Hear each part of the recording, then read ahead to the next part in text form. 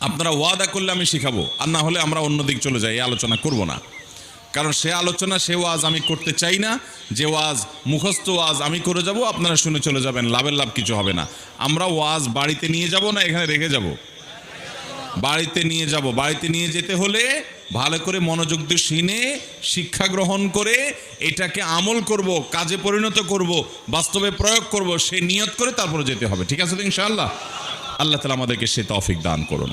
মোহতারাম হাজরিন, তাহলে আসুন ইস্তেখারার পদ্ধতিটা আমরা জানাই। তার আগে আমরা বলি ইস্তেখারা শব্দের অর্থটা কি। ইস্তেখারা এটা খায়ের শব্দ থেকে।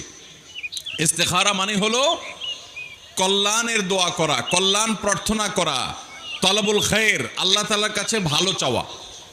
আপনি একটা জায়গায় আত্মীয়তা করতে যাচ্ছেন, সবই ঠিক আছে, পছন্দ হয়েছে দুই পক্ষের, কিন্তু এই ঠিকের পেছনে আবার বেঠিকও হতে পারে, সে আশঙ্কা আছে না নেই? আমরা নিজেরা মনে করছি